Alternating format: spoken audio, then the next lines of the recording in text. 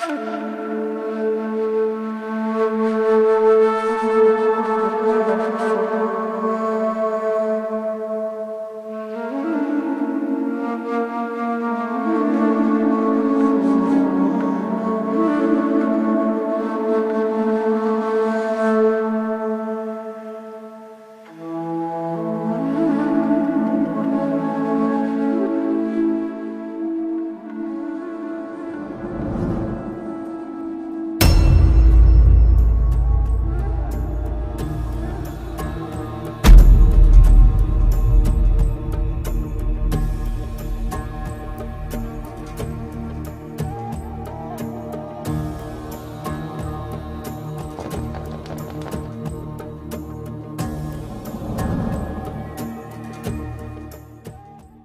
کو ہم نے کفر اور دجال کے معاشی نظام کا بہت اچھی طرح تعارف کروا دیا.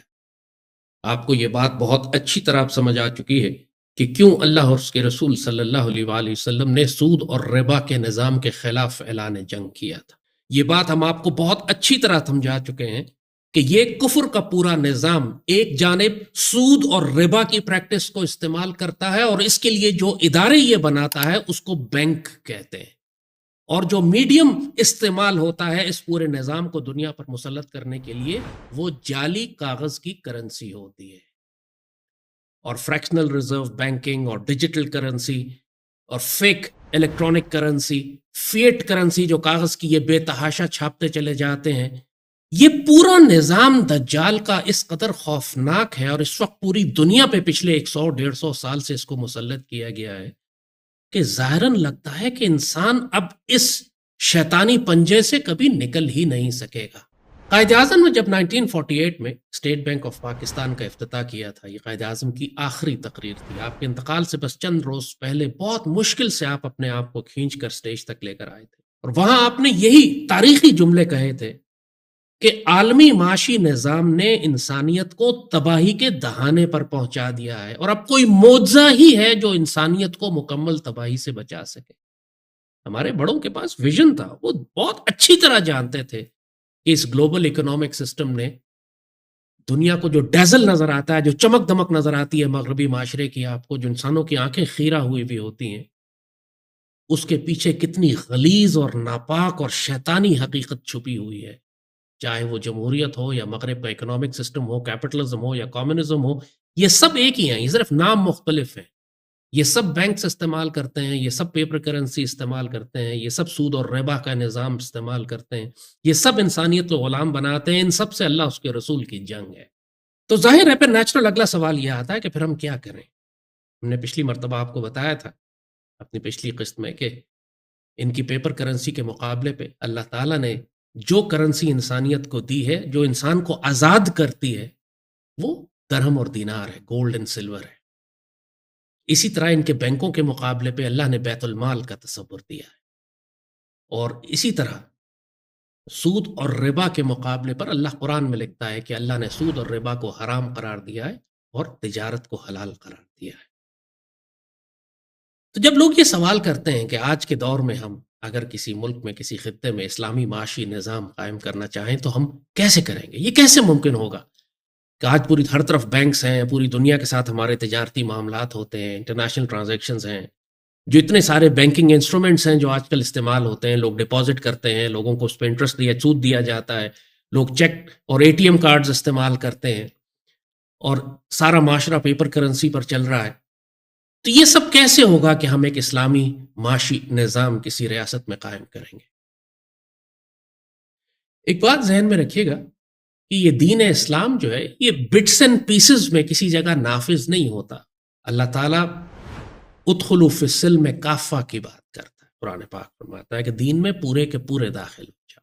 یہ بٹس اینڈ پیسز کا کام نہیں ہے کہ آپ یہ کہیں کہ معاشی نظام میں کچھ حصے ہم اسلامک کر لیتے ہیں، مگر جو ہمارا جوڈیشل سسٹم ہے وہ اینگلو سیکسن رہے گا اور وہ انگریزوں کے نظام پر رہے گا. جو ہمارا پولیٹیکل ماڈل ہے وہ پارلیمنٹری ڈیموکریسی ہوگی، جس کو اقبال بابا نے کہا کہ ظلم و استبداد کا دیو ہے.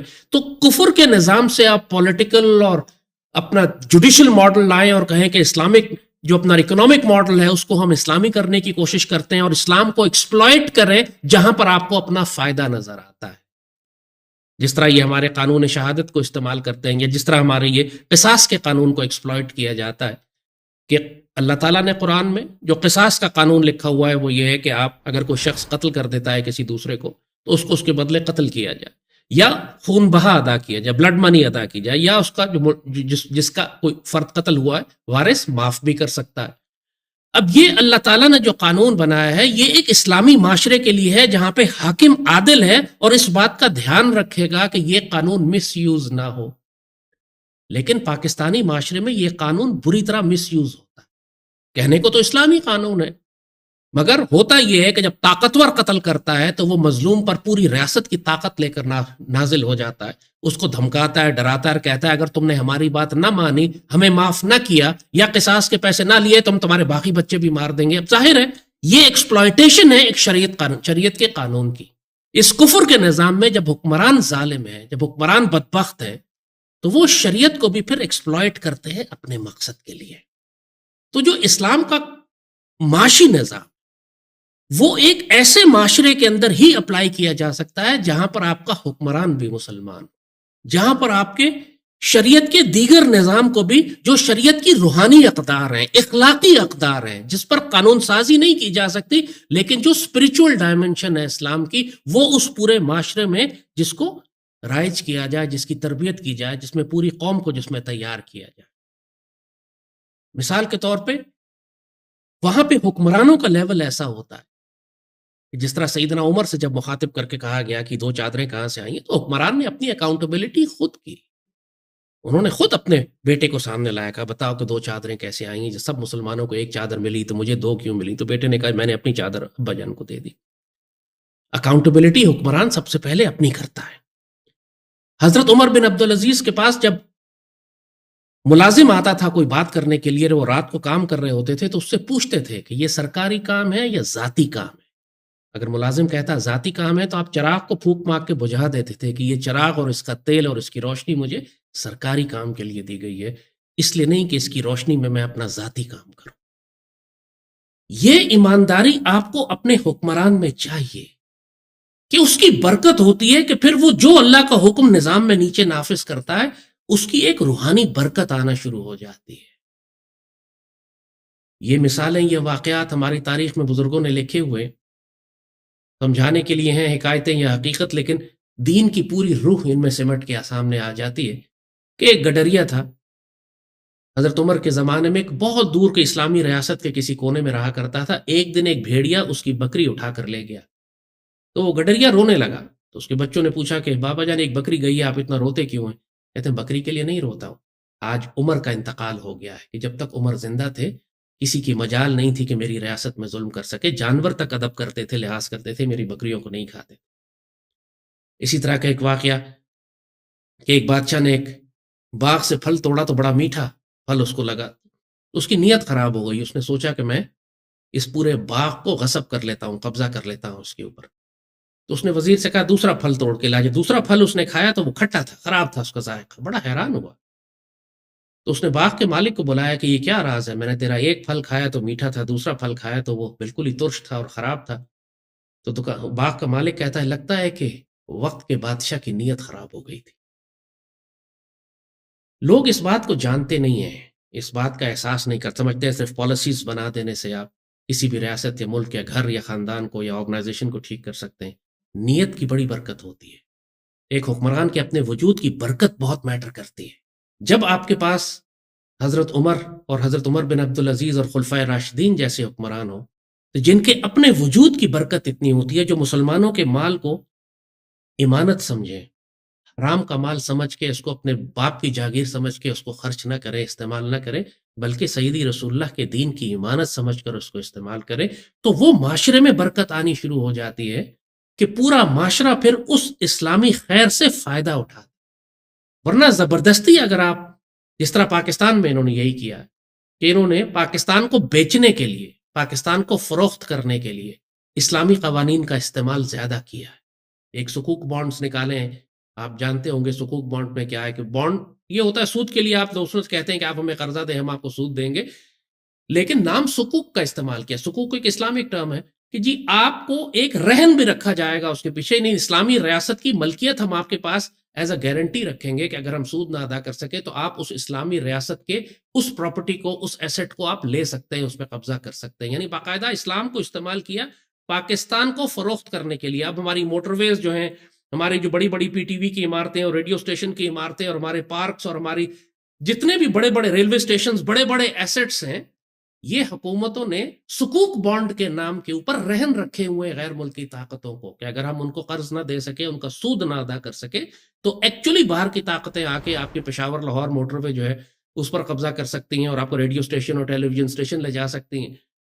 تو یہ اسلام کے نام پر جو ایکسپلائٹیشن کی گئی ہمارے معاشرے کے اندر، جیسے قانون قصاص کی مثال میں نے آپ کو دی، سکوک بانڈز کی مثال میں نے آپ کو دی، تو ایک بدنیت اور ایک بد کردار اور ناپاک اور فحش حکمران جب شریعت کا نام بھی لیں گے تو وہ صرف دین کو بدنام کریں گے اور اس کی برکت اور خیر جو معاشرے میں آنی ہے وہ نہیں آئے گی.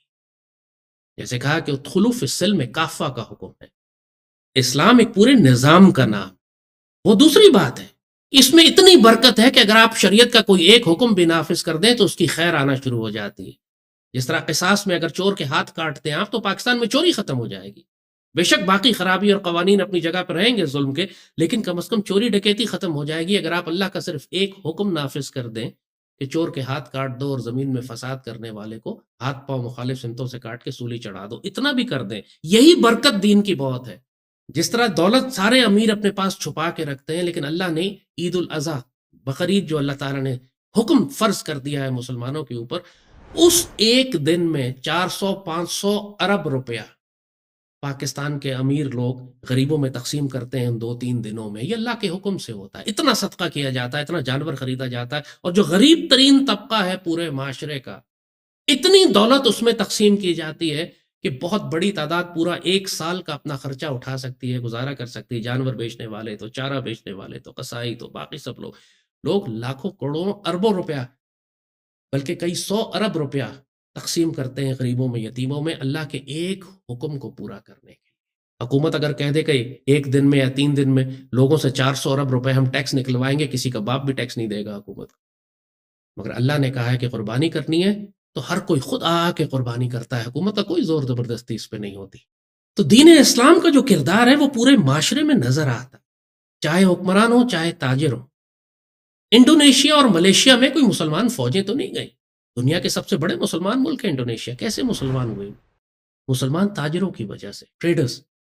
مسلمان اکنامک سسٹم کے وہ لوگ جو اتنا خوبصورت نمائندگی کی، انہوں نے عدل کی اور انصاف کی اور اسلام کی اخلاقیات کی اور اسلام کی تجارتی انداز کی، کہ جس طرح سیدی رسول اللہ اور مسلمان تاجر تجارت کیا کرتے تھے، پورا ملک مسلمان ہو گیا. صرف مسلمان تاجروں کی وجہ سے. وہاں تو کسی صحابہ نے فوجیں نہیں بھیجی، کوئی مسلمان کیمپین نہیں ہوئی. خلفائے راشدین کے دور میں، امیت کے دور میں، عباسیوں کے دور میں، عثمانیوں کے دور میں، فارس میں تو کوئی مسلم آرمی نہیں گئی، کسی نے کانکر نہیں کیا. وہ علاقے کیسے مسلمان ہو گئے؟ مسلمان تاجروں کی وجہ سے، اسلام کے اکنامک سسٹم کی برکت کی وجہ سے. اور وہ اکنامک سسٹم کی برکت کیا؟ یعنی صرف ایک چھوٹی سی 1-2 مثالیں آپ کو دیتے ہیں کہ مسلمان تاجر کا کردار کیا ہوا کرتا تھا. امام ابو حنیفہ کپڑوں کا کام کیا کرتے تھے، تو ایک عورت ان کے پاس ایک ریشمی کپڑے کا تھان لے کر آئی کہ مجھ سے آپ یہ خرید لیں، میں بیوہ ہوں اور میرے بچوں کو مجھے پالنا ہے اور مجھے ضرورت ہے، تو آپ مجھ سے یہ 3 اشرفی میں خرید لیں، 3 دینار میں خرید لیں. تو امام ابو حنیفہ نے اس سے کہا، کپڑا دیکھا، پہچان گئے، انہوں نے کہا کہ ایسا کرو کہ پہلے پورے بازار میں اس کو پھرا کر لے کر آؤ، پھر آخر میں میرے پاس دوبارہ آنا. تو بڑھیا نے کہا کہ آپ مجھے کیوں چکر لگواتے ہیں، آپ اس سے خرید لیں 3 دینار میں. انہوں نے کہا نہیں، جاؤ چکر لگا کر آؤ. وہ 7 والی دکان پہ گئی، اس نے 5 دینار اس کی قیمت لگا دی. تیسرے کے پاس گئی، اس نے 7 دینار لگا دی. آخر والے کے پاس گئی، اس نے 20 دینار اس کی قیمت لگائی. پھر وہ گھوم کے واپس امام ابو حنیفہ کے پاس آئی. انہوں نے کہا اب اس کی ٹھیک قیمت لگی ہے، 20 دینار سے زیادہ اس کو ادا کیے، اور کہا اب آپ لے جاؤ، ورنہ اگر میں پہلے خرید لیتا تو میں آپ پر ظلم کرتا. یہ مسلمان تاجر ہوا کرتے تھے. جب آپ ایسی تجارت کرو گے تو اس کی برکت پورے معاشرے میں جس طرح آتی ہے. ترک خلافت عثمانیہ میں ترک تاجروں کا ایک رواج تھا بہت خوبصورت. صبح صبح جب بازار کھولا کرتے تھے تو ہر کوئی اپنی دکان کے باہر ایک کرسی رکھ دیا کرتا تھا، اور جب اس کے پاس کوئی گاہک آ کے اس سے کوئی چیز خرید لیتا تھا تو وہ گاہک کے ساتھ پہلا سودا کرنے کے بعد اس کرسی کو اٹھا کے اپنی دکان کے اندر رکھ لیتا تھا. اور جب کوئی دوسرا گاہک اس کے پاس آتا تھا تو اس گاہک کو کوئی چیز فروخت کرنے سے پہلے باہر نکل کے دیکھتا تھا کہ کس دکان کے باہر کرسی رکھی ہوئی ہے، اور اگر کسی دکان کے باہر کرسی رکھی ہوتی تھی تو گاہک سے کہتا تھا کہ میں اپنے حصے کی فروخت کر چکا ہوں، میرے اس بھائی نے ابھی تک کوئی چیز فروخت نہیں کی، تم اس سے جا کے خرید لو۔ یہ کردار دکانداروں کا تھا، تاجروں کا تھا۔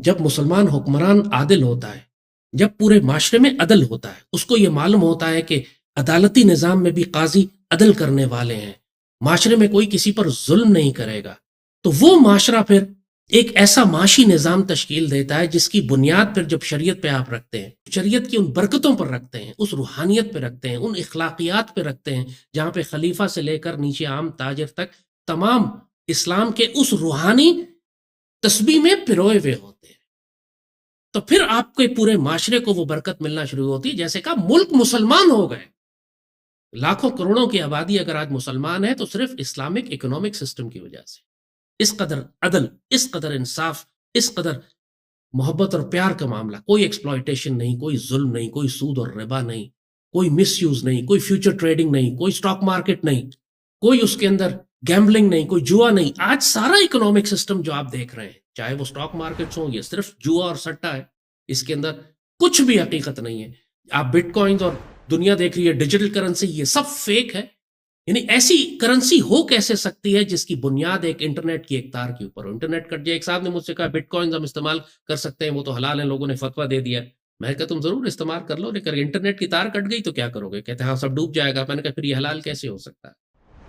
اللہ تعالیٰ کی کرنسی تو ایسی نہیں ہوتی، انٹرنیٹ کی تار کٹ جائے تو پوری دنیا میں تمہارا سارا انٹرنیٹ اور بٹ کوائن سب بیڑا غرق ہو جائے گا۔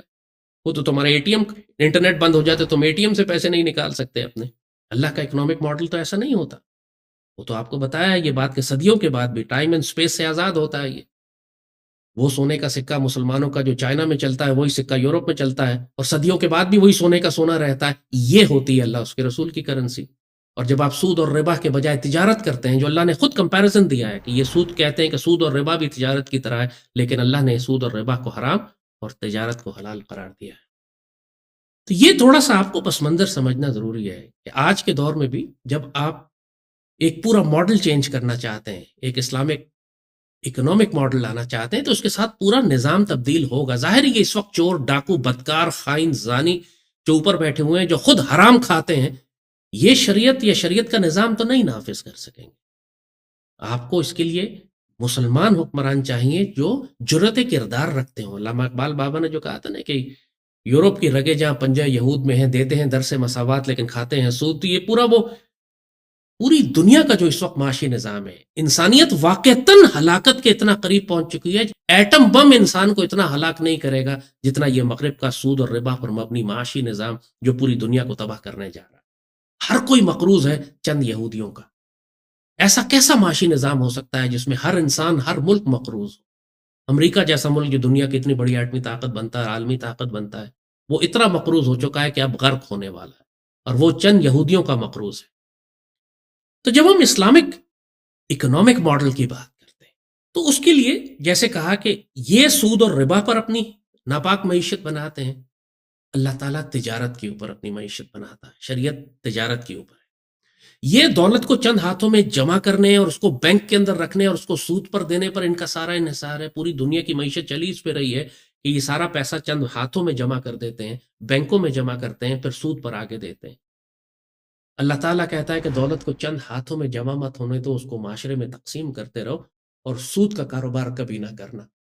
یہ لوگ پیپر کرنسی اور فیٹ کرنسی اور ڈیجیٹل کرنسی پر اپنی پوری معیشت رکھتے ہیں، لہٰذا اس کے نتیجے میں جتنا چاہیں چھاپتے چلے جائیں، بے تحاشا چھاپتے چلے جائیں، منی سپلائی جتنا مرضی کنٹرول کر لیں۔ اللہ تعالیٰ فطرت پہ رکھتا ہے، سونے اور چاندی پہ، ظاہر ہے اس کی بے تحاشا سپلائی نہیں ہو سکتی، وہ کنٹرول اور اعتدال میں اکانومی کو رکھتا ہے۔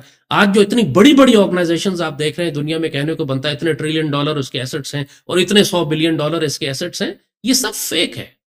انہوں نے اس سود کے پیسے سے، انہوں نے اس فیک کرنسی سے اتنی دولت اکٹھی کر لی ہے، لیکن حقیقت میں یہ دولت بھی صرف فیک ہے۔ جس دن یہ پورا نظام گرے گا، جس دن ان کا انٹرنیٹ بند ہوگا، جس دن بجلی بند ہوگی، اس دن یہ سارا نظام ان کا بھی دھڑام سے گر جائے گا۔ ایسا تو ہو نہیں سکتا کہ کوئی تہذیب، کوئی سویلائزیشن صرف ایک بجلی کے اوپر، ایک انٹرنیٹ کی کیبل کے اوپر وہ کھڑی بھی ہو۔ آپ خود اندازہ کریں کتنی وہ شاخ نازک پہ جو آشیانہ بنے گا ناپائیدار ہوگا. بابا اقبال نے کہا تھا نا، یہ تہذیب اپنے خنجر سے آخر میں خودکشی کر لے گی. اتنا شاخ نازک پہ یہ آشیانہ بنا ہوا ہے. لوگوں نے بلینز اور ڈالرز کی بٹ کوائن پہ ٹریڈنگ کی ہوئی ہے، انویسٹ کیا ہوا ہے، جوا کھیلا ہوا ہے. سوچیں انٹرنیٹ بند ہو گیا پھر کیا کریں گے؟ کہاں گیا وہ پیسہ اور کہاں گیا وہ but coin? But coin control کون کر رہا ہے اور کس کے پاس ہے؟ یہ سب ہوائی تخیلاتی باتیں، صرف ایک دجال کا دھوکہ ہے جس پہ لوگوں کو پاگل کیا ہوا ہے انہوں نے. کیونکہ چند لوگ شروع میں پروفٹ بنا کے پیسہ بنا کے کچھ ریئل ایسٹس خرید لیتے ہیں اس سے. تو اللہ تعالیٰ کا جو نظام ہے ایک اسلامی معاشرے کے اندر، ایک بہت اہم بات نوٹ کیجیے گا، ہماری زندگی کے ایک ایک تار میں جو حرام پرو دیا ہے انہوں نے، اس کی بنیاد شروع ہوتی ہے انسٹیٹیوشن سے جس کو آپ بینک کہتے ہیں. پورے پاکستانی معاشرے میں ہر گلی میں بینک کھلے ہوئے ہیں، پرائیویٹ بینکس. پرائیویٹ بینک تو انگریزی میں نام ہے نا، ذرا اچھا سا لگتا ہے ان کو، اردو میں اس کو بولیں تو یہ ساہوکار سود خور ہیں. ان کا پورا کاروبار سود خوری کے اوپر ہے. یہ پاکستان کے اندر جو گلی محلے میں سود خور بیٹھے ہوتے ہیں، جا کے لوگوں کو سود پہ قرضہ ہے، ہر پاکستان کے ہر شہر میں سود خور پرائیویٹ بیٹھے ہوئے ہیں. قانوناً وہ اللیگل ہے کہ جی آپ سود پہ کاروبار نہیں کر سکتے. اور وہ جو بڑے بڑے بینک جن کو ریاست پاکستان لائسنس دے کے سود پہ کاروبار کرواتی ہے، ہر گلی محلے میں بیٹھے ہوئے ہیں. ہوتا کیا ہے کہ آپ مثال آپ کو دیتے ہیں، کوئی ایک پرائیویٹ بینک پاکستان کا لے لیں، بے شک پاکستان میں اس کی 600 برانچز ہوں، لیکن ان 600 برانچز کو اون تو ایک ہی آدمی کرتا ہے. ٹاپ پہ ایک سیٹ بیٹھا ہوا ہے جس کا وہ پرائیویٹ بینک ہے. اب پورے پاکستان کے لوگ اپنا پیسہ اس بینک پہ جمع کراتے ہیں، یعنی اس ایک سیٹ کے پاس کھربوں روپیہ آ جاتا ہے پورے پاکستان کا جو اس کے کنٹرول میں ہے. اب وہ ایک شخص جس نے پورے پاکستان سے وہ دولت اکٹھی کی ہوئی ہے، اب وہ فیصلہ کرے گا کہ منی سپلائی کس طرف جائے. کیا اس کو تجارت میں لگایا جائے، کیا اس کو انویسٹ کیا جائے انڈسٹریز میں، کیا اس کو سود پر آگے دیا جائے، کیا اس کو ایگریکلچر میں لگایا جائے. اتنی طاقت ایک فرد کے پاس آ جاتی ہے جس کو اللہ کہہ رہا ہے کہ شیطان نے اس کو چھو کے پاگل کیا. یہ پرائیویٹ بینک کا عذاب ہے. پھر یہ ان کو فریکشنل ریزرو بینکنگ جو یہ کرتے ہیں کہ ان کے پاس اگر کروڑ روپیہ ہے تو اپنے اکاؤنٹس میں دکھاتے ہیں کہ 10 کروڑ روپیہ ہے. تو یہ اساسے ریئل ویلتھ جمع کرنا شروع کر دیتے ہیں، بے تحاشا قرضہ دینا شروع کر دیتے ہیں. جو معاشرے میں منی سپلائی ہے وہ ریاست کنٹرول نہیں کرتی، پرائیویٹ سود خور کنٹرول کرتا ہے. اسی وجہ سے مہنگائی ہوتی ہے، اسی وجہ سے انفلیشن ہے، اسی وجہ سے چیزوں کے ریٹ بری طرح فلکچویٹ کرتے ہیں، اسی لیے کرنسی ڈی ویلیو ہوتی ہے. یہ سارا کام پرائیویٹ سود خوروں کی وجہ سے، جن کو پرائیویٹ بینک کہتے ہیں. 1400 سال کی اسلامی تاریخ، اس بات پہ غور کریں. 1400 سال کی اسلامی تاریخ میں جو بڑی بڑی سلطنتیں مسلمانوں نے بنائی ہیں، جو بر اعظموں میں پھیلی ہوئی ہیں، چھوٹی نہیں، پاکستان تو چھوٹا سا ملک ہے یار، 4-5 صوبے ہیں ہمارے پاس. جو ریاستیں، خلافت راشدہ کو آپ لیں جو پورا پرشین اور رومن امپائر اور نارتھ افریقہ پہ پھیلی ہوئی تھی. اس کے بعد آپ امیyyد ڈائنسٹی کو لیں جو پرشیا سے لے کے اسپین تک پھیلی ہوئی تھی. عباسیوں کو لیں جو چائنا سے لے کر یورپ اور بائزنٹائن امپائر تک پھیلی ہوئی تھی. پوری اسلامی ریاست میں کبھی بھی کوئی پرائیویٹ بینک نہیں ہو سکتا تھا. اسلامی ریاست میں پرائیویٹ بینک، پرائیویٹ سود خور کی اجازت ہی نہیں تھی. پاسبل ہی نہیں تھا کہ ایک مسلمان معاشرے کے اندر اس طرح سود خوری کی اجازت دی جائے. یہ انگریزوں نے پچھلے 100-150 سال میں جو اپنا بینکنگ کا نظام بنایا ہے، روتھ چائلڈز نے، اور اس کے ذریعے انہوں نے پوری دنیا میں اپنے بینک قائم کرنا شروع کر دیے ہیں. سب سے بڑا فتنہ پوری دنیا میں ان بینکرز کی وجہ سے، چاہے یہ ایک گلی کے محلے میں ہو یا بڑے بڑے ریاستی بینک ہوں، جو انٹرنیشنل مانیٹری ڈونر آرگنائزیشن سے، سب کا طریقہ واردات ایک ہی ہے. لوگوں کا پیسہ جمع کرو، اور چونکہ ہیں یہ سود خور لہٰذا یہ سود پہ اس کو آگے دیتے ہیں، اور اس کے بعد اس کو بڑھا چڑھا کے دیتے ہیں، کمپاؤنڈ انٹرسٹ کرتے ہیں. پوری انسانیت کو انہوں نے اپنا غلام بنا کر رکھا ہوا ہے. اس قدر ڈیٹ ہو چکا ہے کہ خود امریکہ کا حال اس وقت یہ ہے کہ امریکہ کی حکومت کی پوری انکم صرف سود کی ادائیگی میں جاتی ہے. ایگزیکٹلی وہی جو پاکستان کا حال ہو چکا ہے کہ ہم ساری انکم اپنی جو ٹیکس لگا کے خون نچوڑ کے جمع کرتے ہیں، 10,000 ارب روپیہ وہ صرف سود کی ادائیگی میں جاتا ہے. اور یہی حال امریکہ کا بھی ہے، باقی تمام ملکوں کا یہی حال. اور ہر ملک اگر مقروض ہے تو کس کا مقروض ہے؟ آخر میں آپ کو یہی بینکر ملے گا، سود خور. تو اسلام میں بینک کے مقابلے پہ کون سا ادارہ ہے؟ جب ایک بینک ہے جو پرائیویٹ سود خوری کا کام کرتا ہے، ریاست کا بیت المال ہوتا ہے. ان کا بینک ہے، ہمارا بیت المال ہے، اور بیت المال ریاستی ادارہ. بیت المال مسلمانوں کا وہ ادارہ ہے، وہ کانسیپٹ ہے کہ جہاں پر پوری ریاست کا جو خلیفہ ہے، جو حکمران ہے، وہ معاشرے کے فائنانسز کو اس کے ذریعے، ایسٹس کو، ریسورسز کو اس کے ذریعے کنٹرول کرتا ہے. یہ بڑا فیسنیٹنگ کانسیپٹ ہے. جو لوگ کہتے ہیں آج پاکستان میں کیسے ہوگا، تو اس کا جواب یہی ہے کہ اس سے پہلے خلافت راشدہ نے کیسے کیا تھا، امید نے کیسے کیا تھا، عباسیوں نے کیسے کیا تھا، عثمانیوں نے کیسے کیا تھا. آخر اتنی بڑی بڑی سیولائزیشنز تھیں، انہوں نے کیسے کیا تھا، تو آپ کیوں نہیں کر سکتے؟ بیت المال کا کانسیپٹ یہی ہے کہ جس طرح آپ مثال دیتے ہیں وہ جو سارے آج کل کے دور کے ماڈرن بینکنگ فیچرز ہیں کہ آپ نے ڈپازٹ کرنا ہے، وڈرا کرنا ہے، اے ٹی ایم ہے، آپ نے چیک لکھنا ہے، آپ نے ڈرافٹ بنا کے دینا ہے، آپ نے منی ٹرانسفر کرنا ہے، یہ سارا کام بیت المال بھی کر سکتا ہے نا. آپ اسٹیٹ جو نیشنل بینک آف پاکستان ہے اس کو کنورٹ کر دیں بیت المال میں. جتنی بینکنگ سروسز ہیں جن کو آپ کہتے ہیں ایک دوسرے کو دینے کے لیے، یہ سارا کام آپ ریاست کا ادارہ کر سکتا ہے. آپ کو پرائیویٹ بینکس کی کیا ضرورت ہے؟ پرائیویٹ بینکوں کو جس معاشرے میں آپ نے یہ پرائیویٹ بینک رکھے ہیں وہ معاشرہ کبھی سٹیبل ہو ہی نہیں سکتا. یہ سود خور کے بچے جو بیٹھے ہوئے ہیں ہزاروں سینکڑوں برانچز پورے ملک میں کھول کر، ان کا طریقہ واردات ہی یہی ہے کہ جو ہر حکم جو اللہ اس کے رسول کا ہے، سود میں کام نہیں کرو، یہ سود میں کریں گے. پیسے کو سرکولیٹ کر کے رکھو، یہ پیسے کو جمع کر کے رکھیں گے. پیسے کو تم امیروں میں مت گھماؤ، یہ امیروں میں گھمائیں گے.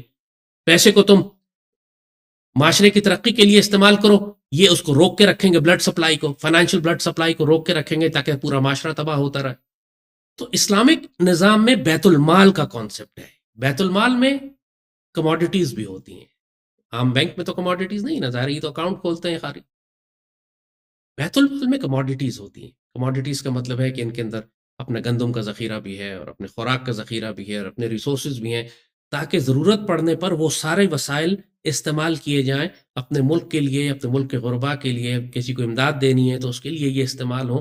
بیت المال بذات خود ایک بہت بڑی ٹریجری ہوتا ہے جس میں سونا بھی ہوتا ہے، جس کے اندر ریسورسز بھی ہوتے ہیں، جس کے اندر آپ کی تمام ریئل ویلتھ رکھی ہوتی ہے. It's a real wealth bank. Bank کا لفظ میں نہیں استعمال کرنا چاہتا ہوں، بذات خود بینک ایک ناپاک لفظ ہے، لیکن وہ ایک ایسا ادارہ ہوتا ہے کہ جہاں پہ آپ کی اصل دولت رکھی ہوتی ہے. گولڈ ریزروز آپ کے یہاں پہ ہوتے ہیں. یہاں پر آپ کی کموڈیٹیز ہوتی ہیں جو ریئل ویلتھ ہیں، چاہے چاول ہو یا گندم ہو یا باقی ریسورسز ہو. یہ سارے ریسورسز جو ریاست کنٹرول کرتی ہے، اس کے ساتھ ساتھ اللہ تعالیٰ نے جو ایک پورا معاشی نظام بنا کر دیا ہے. دیکھیے، کیونکہ کفر کا سارا نظام ایکسپلائٹیشن اور ظلم اور سود اور ربا کے اوپر ہے. سو فنڈامنٹلی یہ حرام اور انسانیت کو عذاب دینے والا نظام.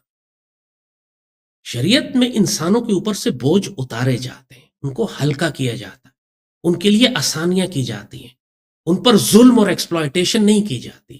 یہ ممکن نہیں ہے کہ ایک مسلمان محنت مزدوری کرنے کے بعد اپنے بچوں کے لیے کچھ پیسے کما کر گھر لائے اور رستے میں کوئی گنڈا کھڑا ہو اور یہ کہے کہ اس میں سے 20% تم مجھے دے دو، اس کے بعد تم پیسے گھر لے جا سکتے ہو. اس کو آپ گنڈا ٹیکس کہیں گے، اور یہ ایکچولی ہے سود خور کا گنڈا ٹیکس، جس کو آج کی ماڈرن زبان میں آپ انکم ٹیکس کہتے ہیں.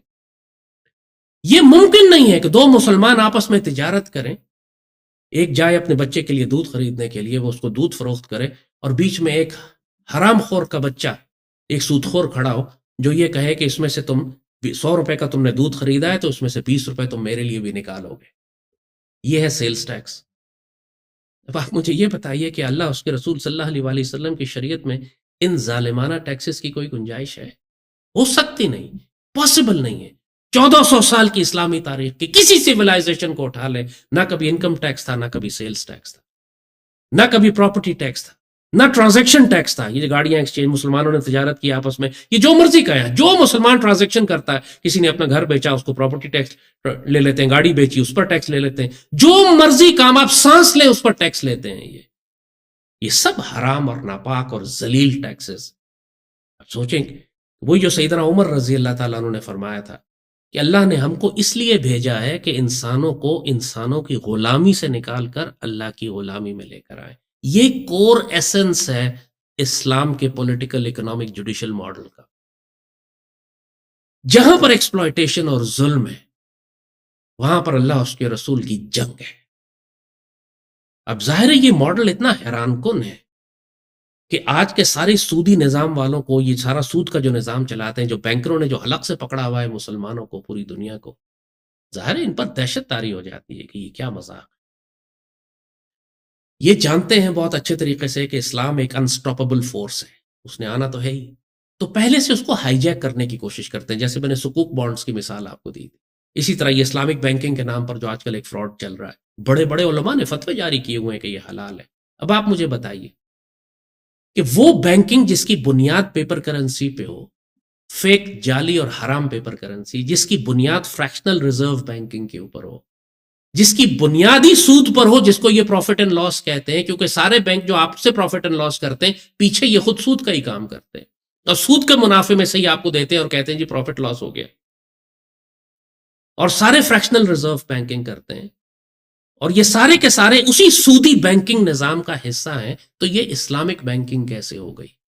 یہ ٹرم بذات خود انسلٹنگ ہے. اسلامک طوائف پنا یا اسلامی شراب خوری یا اسلامی سود، یہ کوئی اصطلاح نہیں ہوتی، یہ ہو نہیں سکتا. یہ صرف دین کا مذاق اڑانے والی بات ہے. یہ اسلامی بدکاری ہے، یہ اسلامی شراب ہے. اسلامی بینکنگ کوئی چیز نہیں ہوتی. ظاہر ہے اب کیا کہیں، اتنے بڑے بڑے علماء نے فتوے جاری کیے ہوئے اس کے حلال ہونے پر.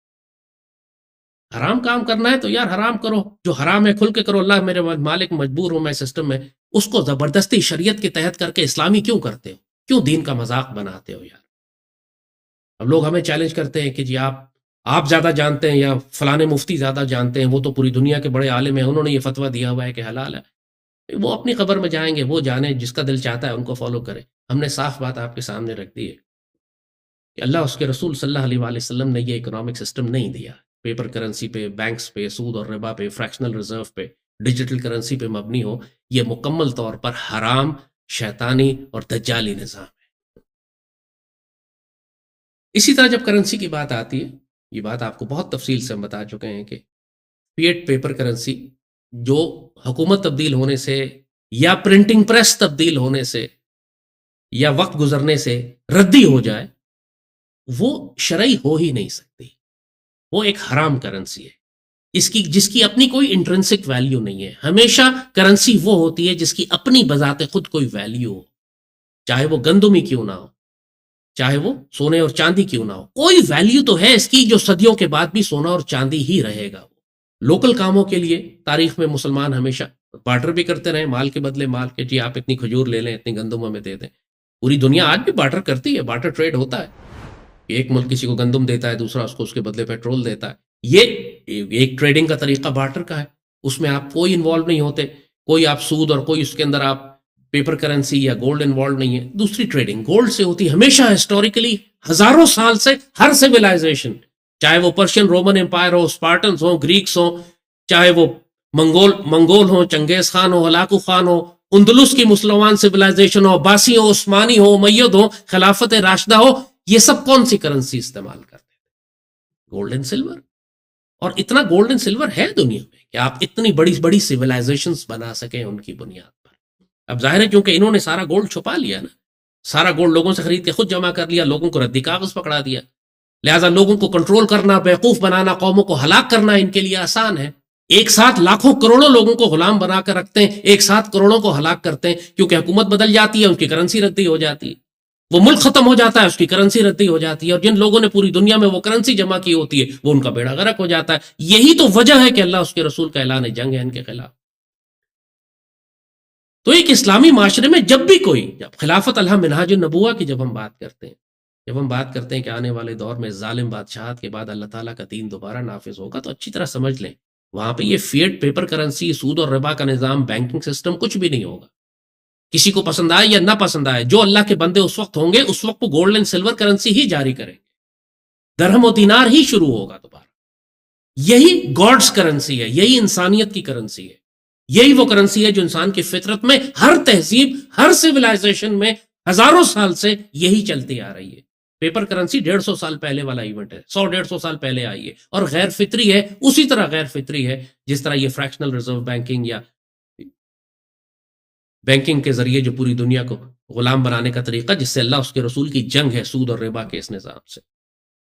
تو پھر سوال یہ ہوتا ہے کہ جب آپ یہ بات کرتے ہیں کہ آپ ایک اسلامی ریاست اگر آپ بناتے ہیں، کہتے ہیں سیکوینشل، اس کے پورے سٹیپس ہیں. آپ کو اچھے ایماندار حکمران چاہیے جو اللہ اس کے رسول سے ڈرنے والے ہوں، جو دین کے معاملے میں سنسیئر ہوں، علم رکھنے والے ہوں، اور خود سیدنا ابو بکر، سیدنا عمر، سیدنا عثمان اور سیدنا علی کی سنت پہ ہوں، خود سادہ زندگی گزارنے والے ہوں جیسے اس مسلمان حکمران کو کرنا چاہیے. قائد اعظم کی مثال دیکھنے میں آپ کو بہت اسمارٹ اور خوبصورت اور ویلتھی اور دولت مند اور نفیس وجود ہے، لیکن اپنی ذات میں کتنا بیت المال کا لحاظ کرتے ہیں کہ مثالیں ہم آپ کو بتا چکے ہیں.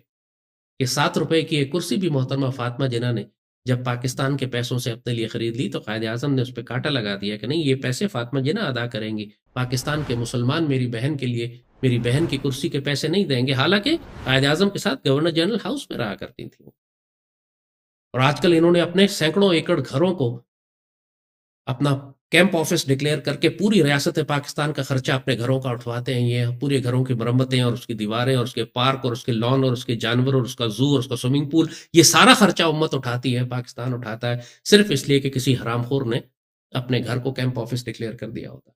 اپنے 10 گھر ہیں ملک میں تو 10 کے 10 گھروں کو کیمپ آفس ڈکلیئر کیا ہوتا ہے اور ان کا سارا خرچہ ریاست پاکستان اٹھا رہی ہوتی ہے. ایسے حرام خور حکمرانوں کے ہوتے ہوئے تو پھر وہی ظلم ہوگا جو معاشرے میں پھر لوگ سوال کرتے ہیں کہ جب آپ کہتے ہیں کہ ریاست ٹیکسز نہیں لے گی عوام سے، ارے اتنے ٹیکسز 100% ٹیکسز جو اس وقت قوم پہ لگے ہوئے ہیں حرام، کسی اسلامی ریاست میں آج تک کبھی نہیں لگا ہے. اور جب اسلام میں آپ کو تاریخ اسلام میں ظالم حکمران آپ کو ملے تو اس کی مثال ہی یہی دی جاتی تھی کہ وہ لوگوں پر بڑے ٹیکس لگا. تو اللہ تعالیٰ نے بہت سارے ٹیکسز رکھے ہیں، اللہ تعالیٰ نے بھی ٹیکسز رکھے ہیں، لیکن اگر آج کل کے دور کے لحاظ سے ظلم کے ٹیکس کے لحاظ سے اگر آپ دیکھیں تو وہ رحمت ہے. لوگ کہتے ہیں جی کہ جو غیر مسلم ہیں اسلام کے اندر بڑا طنز کیا جاتا ہے کہ جی غیر مسلموں سے ٹیکس لیا جاتا ہے، ان کو ذمی کہا جاتا ہے اور ان سے جزیہ لیا جاتا ہے اور ان کو جزیہ ٹیکس ان کے ساتھ کیا جاتا ہے جو اسلامی ریاست میں رہتے ہیں. ڈو یو ایون ریئلائز، یعنی لوگوں کی یہ بات تو کوئی نہیں بتائے گا نا. آپ کو مثال پہلے ہم دیتے ہیں، انکم ٹیکس جس طریقے سے آپ دیتے ہیں ایک 20%، 25%، 18% آپ کی آمدنی ہر مہینے کٹ جاتی ہے، بعض جگہ 40% کٹ جاتی ہے آپ کے پاس پہنچنے سے پہلے، سورس پہ ہی کاٹ لیتے ہیں. وہ جتنا تنخواہ دار طبقہ ہے اس کے ساتھ مڈل کلاس کے ساتھ وہ یہی کرتے ہیں کہ پیسہ اس کے پاس پہنچتا ہی نہیں ہے. بیچارے کی تنخواہ اگر 1,00,000 روپے ہے تو اس کو 80,000 ملتی ہے، 20,000 روپے حکومت اس کو دینے سے پہلے یہ ڈھونڈا ٹیکس کاٹ کے اپنے پاس رکھ لیتی ہے، اور ہر مہینے ایسا ہوتا ہے. اسلام نے کون سا ٹیکس لگایا ہوا ہے مسلمان پر؟ زکوٰۃ کا ٹیکس لگا، سیونگز پر ٹیکس لگایا ہوا ہے، انکم پر ٹیکس نہیں ہے. مسلمان جتنی مرضی کمائی کرے، محنت کرے، اس پر کوئی ٹیکس نہیں لگایا جا سکتا، اس کی سیونگز پر ٹیکس ہے. اللہ منع کرتا ہے پیسے کو جمع کر کے مت رکھو. اگر تم نے پیسے کو جمع کر کے رکھا ہوا ہے 1 سال تک اور تم اس کو خرچ نہیں کر رہے تو اس میں سے تم کو 2.5 روپے نکال کر یتیموں بیواؤں مسکینوں کو تقسیم کر دینے یا ریاست کے حوالے کر دینے. اب مجھے بتائیے سال میں 2.5 روپے دینا، 2.5% دینا زیادہ آسان ہے یا ہر مہینے 20% دینا زیادہ آسان؟ اب چونکہ اللہ کا دین نافذ نہیں کرتے نا، اس لیے ذلیل ہوتے ہیں. ہر مہینے 20% دیں گے لیکن اللہ کا دین نافذ نہیں کریں گے کہ سال کے 2.5% آپ نے دینے. جنرل ضیاء الحق کے دور میں انہوں نے زکوٰۃ کا نظام نافذ کرنے کی کوشش کی، ان کی نیت بالکل ٹھیک تھی، لیکن بات یہ وہ خود عالم دین نہیں تھے، خود اکانومی نہیں جانتے تھے، تو انہوں نے اس کام کے لیے اسی طرح کے کچھ کرائے کے مولوی اور کچھ وکیلوں کو جمع کیا کہ آپ قانون سازی کر دیں. بدنصیبی ہے، جیسے ہم نے علماء کا کہا کہ جنہوں نے فتوے دیے ہوئے ہیں سود خوری اور بینکنگ کو حلال کرنے کے، یہ بھی اسی زمانے میں شروع ہوا تھا. ان کی نیت جنرل ضیاء کی بالکل ٹھیک تھی، لیکن دین کو وہیں سے ہائی جیک کر لیا گیا کیونکہ بذات خود وہ اتنا علم نہیں رکھتے تھے اس حوالے سے. تو آپ دیکھتے ہیں آج پاکستان میں جو نظام نافذ ہے، پہلی رمضان کو سارے بینک زکوٰۃ کاٹ لیتے ہیں آپ کے اکاؤنٹ سے. اور کس اکاؤنٹ سے کاٹتے ہیں؟ اس اکاؤنٹ سے جس کو سارا سال جس پر یہ سود دیتے رہتے ہیں. آپ کرنٹ اکاؤنٹ سے زکوٰۃ نہیں کاٹتے، اس اکاؤنٹ سے کاٹتے ہیں جس پہ آپ کو سارا سال یہ سود کھلاتے رہے، سیونگز اکاؤنٹ. اس کے بعد پہلی تاریخ پر اس سے زکوٰۃ کاٹ لیتے ہیں 2.5%. اور جو شریعت کا حکم ہے زکوٰۃ کا کہ اس پیسے پر زکوٰۃ ہوگی کہ جو ایک خاص مقدار 7.5 تولہ چاندی یا 52 تولہ 7.5 تولہ سونا اور 52 تولہ چاندی سے زیادہ کی رقم تمہارے پاس ہے تو اس پر تم 2.5% زکوٰۃ دو گے. اس کسی شرعی حکم کو پورا نہیں کیا جاتا. آپ ایک دن پہلے آپ پیسے جمع کرائیں بینک میں، پہلی رمضان کو وہ اس پہ زکوٰۃ کاٹ لیں گے. لوگ کیا کرتے ہیں آپ کے پہلی رمضان سے پہلے سارا پیسہ باہر نکالتے ہیں، 2 رمضان کو پھر جمع کراتے ہیں. ایک مذاق بنا ہوا ہے ملک میں شریعت کے ساتھ، دین کے ساتھ، اور یہی سود خور کھیل رہے ہیں اس کے ساتھ. یہی بات آپ کو بتانی مقصود تھی کہ اگر حکمران عادل نہ ہو، اگر علماء حق نہ ہو، تو پھر ہوگا یہی کہ آپ جب اسلامی نظام کو نافذ کرنے کی کوشش کریں گے تو آپ صرف اس کا مذاق بنا دیں گے، جیسے پاکستان میں مذاق بنا ہوا. چاہے قانون شہادت ہو، چاہے قانون توہین رسالت ہو، چاہے قانون قصاص ہو، چاہے قانون زکوٰۃ ہو، ان سب کے اندر وکیلوں نے اور ان فراڈی مولویوں نے ایسا ڈرامہ اور مذاق کر دیا ہے کہ سیدی رسول اللہ کے دین کو مذاق بنا دیا۔ تو اسلام کے اندر، دین کے اندر اللہ تعالیٰ اور اس کے رسول صلی اللہ علیہ وآلہ وسلم نے ایک زکوٰۃ کا ٹیکس رکھا ہوا، یہ تمام مسلمانوں کو دینا ہے جو صاحب نصاب ہیں، اور ریاست کو بڑے بڑے باقاعدہ انہوں نے مت بتائی ہے کہ کہاں آپ یہ خرچ کر سکتے ہیں۔ ریاست کا کام ہے ان زکوٰۃ کو جمع کرنا۔ سیدی رسول اللہ کے پاس سارے قبیلے اپنی زکوٰۃ لے کے سیدی رسول اللہ کے پاس آیا کرتے تھے۔ ایک مرتبہ ایک قبیلہ سیدی رسول اللہ کے پاس زکوٰۃ لے کر آیا، تو سیدی رسول اللہ نے فرمایا کہ زکوٰۃ کو تم اپنے قبیلے والوں میں جو اپنے علاقے کے غریب مسکین ہیں ان میں تقسیم کر دو۔ انہوں نے فرمایا سیدی ہم ان میں تقسیم کر کے آئے، اور جو بچ گیا ہے وہ ہم آپ کے پاس لے کر آئے ہیں، ہم آپ کو جمع کرا رہے ہیں۔ تو سیدی رسول اللہ نے سیدنا ابوبکر سے فرمایا، جس کا مفہوم تھا کہ اللہ نے ان کو دین کی فہم عطا فرما دی ہے، دین کا فہم ان کے پاس، یہ سمجھ گئے کہ دین کا مقصد کیا تھا۔ جو حکم ہے اس بات کا کہ جو زکوٰۃ تم جمع کرو وہ اسی علاقے غریبوں، یتیموں، مسکینوں میں خرچ کر دو، اور جو بچ جائے وہ ریاست اپنے پاس رکھ لے، اور ریاست پر اس سے وہ کام کرے جو ریاست کرنا چاہتی ہے عوام اور مسلمانوں کی خدمت کرنے کے لیے۔ اسی طرح ایگریکلچر ٹیکس ہے۔ ایگریکلچر ٹیکس اللہ تعالیٰ کا رکھا ہوا یہ کہ تم جو فصل لگاتے ہو، تم نے جو فصل لگائی ہے، اس میں جب فصل تمہاری تیار ہوتی ہے تو اس میں 10% عشر جو ہے 10% وہ تم نے اللہ اس کے رسول کو دینا ہے، اور وہ ریاست کے مسلمان ریاست کے پاس آتا ہے، جو اگین وہ بیت المال میں جاتا ہے، اس کے پاس ہے نا کہ بیت المال کموڈیٹیز بھی رکھتا ہے۔ وہ سارے ملک سے، اب مجھے بتائیں پاکستان سے جو گندم کی فصل نکلتی ہے، چاول کی فصل نکلتی ہے، اس کا 10% اگر ریاست پاکستان اپنے پاس رکھ لے پاکستان کے یتیموں، بیواؤں، غریبوں، مسکینوں کی مدد کرنے کے لیے، ملک میں کوئی بھوکا رہ سکتا ہے؟ کبھی خوراک کی، کھانے کی کوئی کمی ہوگی ملک میں؟ کبھی کوئی ایکسپلائٹ کر سکے گا؟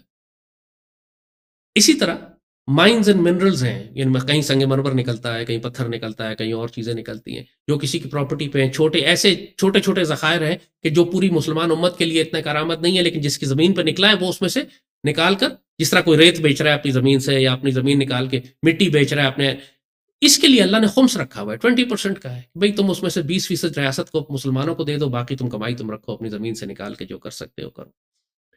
لیکن اس میں بھی اللہ نے حکم فرما دیا ہے کہ جو بڑے بڑے مسلمانوں کے مفاد کے پروجیکٹس ہیں، مثلا انرجی ریسورسز ہیں، آئل اینڈ گیس ہے، کوئلہ ہے، وہ تمام ریسورسز کے جو فائر، آگ پروڈیوس کرتے ہیں، انرجی پروڈیوس کرتے ہیں، وہ صرف ریاست کی ملکیت ہوں گے۔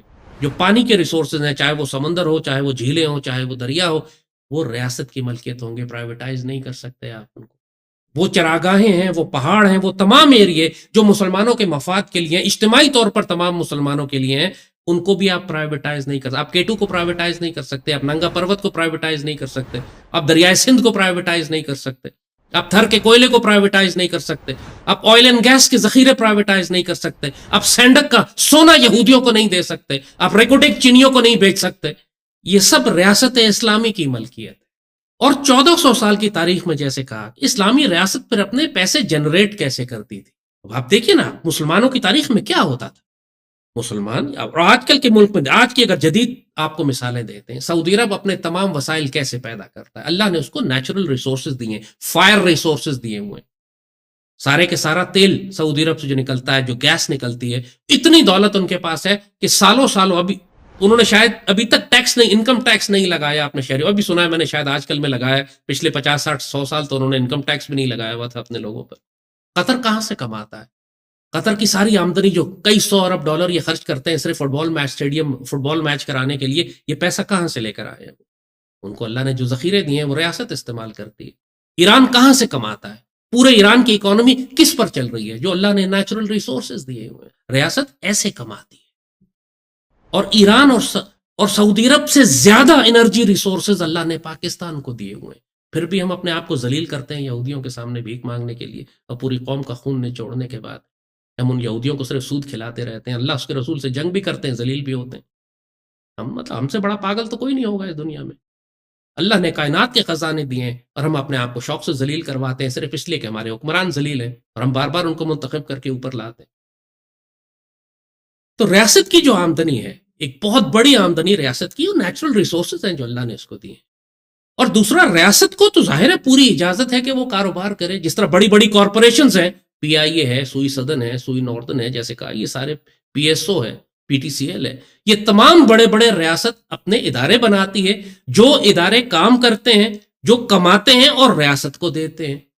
تو یہ کہنا کہ ریاست کمائے گی کہاں سے اگر ہم ٹیکس معاف کر دیں گے؟ جیسے آپ کو پہلے بتایا تھا، یہ انکم ٹیکس پاکستان میں 300-350 ارب روپیہ جمع ہوتا ہے پورے سال میں، جو تنخواہ دار طبقہ دیتا ہے، اور صرف ایک کرپشن کا کیس پاکستان میں، چاہے ڈاکٹر عاصم کا ہو یا ملک ریاض کا ہو، وہ 450 ارب روپے کا ہے۔ آپ اس طرح کے پاکستان کے جتنے لٹیرے، چور، ڈاکو، حکمران اوپر بیٹھے ہوئے ہیں، کسی ایک سے پیسہ نکال لیں تو سالوں سالوں آپ کو قوم پر انکم ٹیکس لگانے کی ضرورت نہ پڑے۔ آپ صرف تھوڑی سی لوٹی ہوئی دولت نکال لیں، یا ریسورسز، نیچرل ریسورسز جو اللہ نے آپ کو دیے ہیں، آپ کو ملک کے یتیموں، بیواؤں، مسکینوں سے سیلز ٹیکس نہ لینا پڑے۔ اور پھر جیسے کہا کہ جب ایماندار حکمران ہوتے ہیں تو ریاست کا خرچ بھی کم ہوتا ہے۔ اس طرح عیاشی نہیں ہوتی کہ جیسے ایک اسسٹنٹ کمشنر کے لیے 4-4 کروڑ روپے کی گاڑیاں خریدی جا رہی ہیں، اس قسم کی بدکاری نہیں ہوتی پھر اس اسلامی ریاست میں۔ ہر کوئی اپنی ایمانتوں کا دھیان کر، جو حکمران چراغ بجھا دے اور 7 روپے کی کرسی فاطمہ جناح کے لیے نہ خریدنے دے، مجھے بتائیں کیا قائد اعظم اپروو کرتے ہیں اس بات کو کہ پاکستان میں اسسٹنٹ کمشنر جو کیپٹن یا میجر کے رینک کا افسر ہوتا ہے، اس کے لیے 5-5 کروڑ روپے کی گاڑیاں خریدی جائے ود انفینائٹ فیول، جتنا مرضی استعمال کرے، اور ججوں کے لیے جو تنخواہیں اور بینیفٹس اور پرکس اینڈ پریویلیجز ہیں، اور سیاستدان اور ایم این ایز اور ایم پی ایس جو اپنے سال کے بجلی فری اور ٹیلی فون فری اور ایئر ٹکٹ فری اور اپنا گھر کا کرایہ اور اربوں خرب 100 ارب روپیہ تو صرف ان MNAs MPs کی حرام کھانے پہ لگتا ہے ایک سال کے اندر، جو یہ سارے ممبر آف پارلیمنٹس اپنا اور سینیٹرز اپنا حرام کھا جاتے ہیں۔ کیا قائد اعظم اس کی اجازت دیتے؟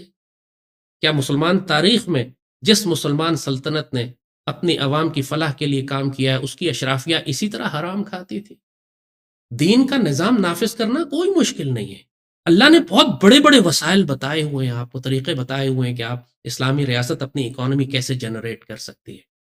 لیکن جیسے کہا نا کہ یہ پورا ایک سسٹم ہے، اس کے ساتھ آپ کو جوڈیشل سسٹم انٹیگریٹ کرنا پڑے گا۔ جب آپ ایک اسلامی فلاحی ریاست اور اسلامک اکنامک ماڈل بنانے کی بات کرتے ہیں، تو ساتھ آپ کو چور کے ہاتھ بھی کاٹنے ہیں، کیونکہ ایک ڈیٹرنس چاہیے ہوتا ہے آپ کو، ورنہ انسان کی فطرت ہے کہ وہ چوری کرنے کے لیے آ جاتا ہے، وہ اپنی طاقت کا غلط استعمال کرتا ہے، وہ کانفلکٹ آف انٹرسٹ ہوتا ہے اس کو۔ حضرت ابو ہریرہ کو حضرت عمر نے جب روانہ فرمایا یمن کی مہم پہ، تو آپ نے کہا کہ اپنی تم سارے مجھے ایسٹس لکھواؤ، تم نے کتنا کمایا ہوا، کتنی دولت ہے تمہارے پاس، اور آپ تجارت نہیں کر سکتے۔ سیدنا ابو ہریرہ نے فرمایا کہ سیدی تجارت تو حلال ہے، تو میں اگر باقی تاجروں کے ساتھ میں بھی تجارت کر لوں؟ فرمایا نہیں، باقی تاجر تجارت کر سکتے ہیں، تم گورنر ہو کے تجارت نہیں کر سکتے، کیونکہ تمہیں انڈیو ایڈوانٹیج ہوگا اس بات کا کہ تم گورنر ہو تو باقی لوگ تم سے تجارت کریں گے، تم زیادہ اپنے ریسورسز اور تعلقات ایکسپلائٹ کر کے زیادہ فائدہ کما لو گے دوسروں کے مقابلے پہ۔ دیکھا آپ نے کتنی سینسٹیوٹی، کانفلکٹ آف انٹرسٹ نہیں ہو سکتا۔ آپ جب مسلمانوں کے حکمران بن گئے، آپ کی ذاتی زندگی ختم ہو گئی، آپ نہ تجارت کر سکتے ہیں، نہ کاروبار کر سکتے ہیں، نہ اپنے تعلقات کو استعمال کر کے ایکسپلائٹ کر کے اپنے خاندان کے لیے اپنے لیے کوئی فائدہ اٹھا سکتے ہیں۔ آپ کو صرف سیدی رسول اللہ کی ڈیوٹی کرنی ہے۔ ہمارے ہاں تو آتے ہی لوگ سیاست میں اس لیے ہیں، سرکاری نوکری میں اس لیے آتے ہیں کہ حرام کھانے کے سب سے بہترین موقع یہاں پہ ملتے ہیں۔ لوگ اپنے تعلقات کو 2-2 ٹکے کے طوائفوں کے بازار میں گجرے بیچنے والے، جن کے باپ دادا بیچا کرتے تھے، آج پوری دنیا میں سب سے امیر پاکستانی ہیں۔ کیسے بن گئے یہ؟ کیا ہنر ہے ان کے پاس، کیا علم ہے، کیا تعلیم ہے ان کے پاس، سوائے اس کے کہ انہوں نے بیت المال میں سے یتیموں بیواؤں کا پیسہ حرام میں کھایا ہوا ہے اور دنیا میں جاگیریں اور جائیدادیں بنائی ہوئی ہیں۔ تو ظاہر ہے کہ جب آپ ایک اسلامی معاشی نظام اور اسلامی معاشرہ قائم کرنا چاہتے ہیں تو بڑی سخت اس کے ساتھ سزائیں بھی نافذ کی گئی ہیں۔ آج آپ کے سامنے پوری دنیا کا یہ کفر کا نظام اپنے آپ کو ہی تباہ کر رہا ہے۔ بابا اقبال نے جیسے فرمایا تھا کہ یہ تہذیب اپنے خنجر سے آپ خودکشی کر لے گی، اور پوری دنیا کی انسانیت کے پاس اب کوئی حل موجود نہیں ہے، نہ کسی کے پاس کوئی سیاسی نظام ہے، نہ کوئی معاشی نظام ہے، نہ کوئی جوڈیشل سسٹم ہے۔ پوری دنیا اس وقت واقعی حقیقتاً زمانہ جاہلیت میں، پوری دنیا کا نظام آپ دیکھ رہے ہیں۔ یہ آپ کو دیکھنے میں لگتا ہے کہ مغرب بڑا ترقی کر رہا ہے اور یورپ بڑا ترقی پہ، بھی آپ کو ترس آ جائے گا، اتنی بری طرح یہ لوگ مارے جائیں گے۔ اس طرح پہلی جنگ عظیم اور دوسری جنگ عظیم میں یورپ تباہ ہوا تھا، آنے والا تھوڑے دن کی بات ہے، آپ دیکھیں گے پوری دنیا میں جس طرح تباہیاں مچتی ہیں، انسانیت کے پاس اب کوئی حل ہی نہیں ہے۔ اور یہی بات قائد اعظم نے کہی تھی اسٹیٹ بینک کے موقع پہ کہ انسانیت تباہی کے کنارے پہنچ چکی ہے، اور اسٹیٹ بینک آف پاکستان کو آپ نے کہا تھا کہ آپ کو ایک اسلامک ماڈل بنا کر دکھانا ہے، یہ کام پاکستان کو کرنا ہے۔ قائد اعظم کی آخری تقریر اٹھائیں نا جو انہوں نے اسٹیٹ بینک کے افتتاح کے موقع پر کی ہے، آخری تقریر تھی، اس کے چند ہفتے کے بعد آپ کا انتقال ہو گیا۔ تو پاکستان کو تو ماڈل بننا تھا ایک اسلامک اکنامک سسٹم کا، ہمارے اسٹیٹ بینک کا یہ کام تھا کہ ملک کے اندر ایک بیت المال کا نظام قائم کرے، پرائیویٹ سود خور اور پرائیویٹ بینکوں کو ختم کر کے ایک اسلامک اکنامک ماڈل بنائے، پاکستان کو ایک ریئل ویلتھ بیسڈ کنٹری بنائے، جس میں جو ہماری کرنسی بھی اگر پیپر کرنسی بھی ہے تو اس کی بیکنگ گولڈ کے اوپر ہو، اور آگے جا کے پھر ہم واپس گولڈ سٹینڈرڈ پہ آئیں۔ پوری دنیا میں لوگ گولڈ سٹینڈرڈ کی بات کرتے ہیں، ایوری بڈی ریئلائزز کہ صرف گولڈ سٹینڈرڈ ہی اسٹیبل کرنسی ہے۔ پوری دنیا سونا جمع کر رہی ہے، چاہے سمجھدار آدمی ہو یا سمجھدار ملک ہو، وہ گولڈ جمع کر کے رکھتے ہیں، وہ ڈالر ریزروز یا یورو ریزروز نہیں رکھتے، وہ معمولی خرچے کرنے کے لیے تھوڑا بہت رکھ لینے کے لیے، باقی اسٹریٹجک ریزرو گولڈ میں ہوتا ہے۔ ملک میں انکم ٹیکس اور سیلز ٹیکس اور باقی حرام ٹیکسز کی جگہ آپ کو اسلامی ٹیکسز پر آپ دیکھیں گے لوگوں کو سانس آ جائے گی، لوگوں پر سے بوجھ اتر جائیں گے، اور اس کی جو برکت ہے پورے معاشرے میں کہ دولت جس طرح تقسیم ہوگی معاشرے کے اندر، چند سودخوروں کے ہاتھ میں گھومنے کے بجائے، امیر لوگوں کے ہاتھ میں گھومنے کے بجائے وہ معاشرے میں تقسیم ہوگی۔ ہر چیز دین کی ایسی ہے کہ وہ پیسے کو لوگوں میں تقسیم کرتی ہے۔ ہمارے ہاں اسلام میں سپر مارکیٹ کا کانسیپٹ نہیں ہے، مارکیٹ پلیس کا کانسیپٹ۔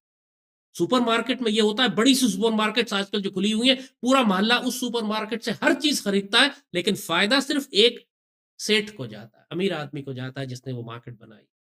جب آپ مارکیٹ پلیس میں جا کر شاپنگ کرتے ہیں، خریداری کرتے ہیں، جمعہ بازار میں جاتے ہیں، مارکیٹ میں جاتے ہیں، تو آپ 100 دکانداروں سے چھوٹی چھوٹی چیزیں خریدتے ہیں، پیسہ مارکیٹ میں معاشرے میں تقسیم ہو۔ یہ اسلام کا ماڈل ہے جس کا فوکس یہی ہے کہ معاشرے میں پیسے کو تقسیم کیا جائے، امیر لوگوں کے ہاتھ میں جمع نہ کیا جائے، پیسے تجارت میں لگایا جائے۔ سیدی رسول اللہ نے فرمایا، جس کا مفہوم ہے کہ اللہ نے جو رزق رکھا ہوا ہے 10 میں سے 9 حصے اللہ نے تجارت میں رکھے ہوئے، اور یہ لوگ پیسے کو جمع کر کے معاشرے میں پھیلنے سے روکتے ہیں، ان کو سود پہ، پیسے پہ کرایہ لیتے ہیں، کمپاؤنڈ انٹرسٹ لیتے ہیں، جو 100% اس پوری دنیا اور معاشرے کی تباہی، آج پاکستان میں جو ذلت اور رسوائی ہے، جو معاشی طور پر ہم تباہ برباد ہے، اس کی ساری وجہ یہ سود اور یہ پرائیویٹ بینکس ہے اور یہ پیپر کرنسی ہے جو یہ بے تحاشا چھاپتے رہتے ہیں اپنی مرضی سے، کیونکہ منی سپلائی جو ہے وہ انفینائٹ ہو نہیں سکتی۔ سونا اور چاندی انفینائٹ نہیں ہوتا، معاشرے میں ایک منی سپلائی ہوتی ہے اور وہی سرکولیٹ کرتی رہتی ہے، لیکن جب آپ پرنٹنگ پریس لگا کے چھاپنا شروع کر دیں، ہر حکومت آ کے پاکستان کے اندر بھی 1 ارب روپیہ روز چھاپتی تھی تقسیم کرنے کے لیے اور بانٹنے کے لیے، عیاشی کرنے کے لیے۔ نتیجہ یہ ہوتا تھا کہ آپ کی کرنسی ڈی ویلیو ہوتی جاتی ہے، ردی ہوتی چلی جاتی ہے، ایک وقت میں اتنی چھاپ لی جاتی ہے کہ گاڑی بھر کر لے کے جائیں تو ایک ڈبل روٹی نہیں ملتی، جیسے دنیا کے بہت سارے ملکوں میں ہو رہا ہے یا ہو چکا ہے۔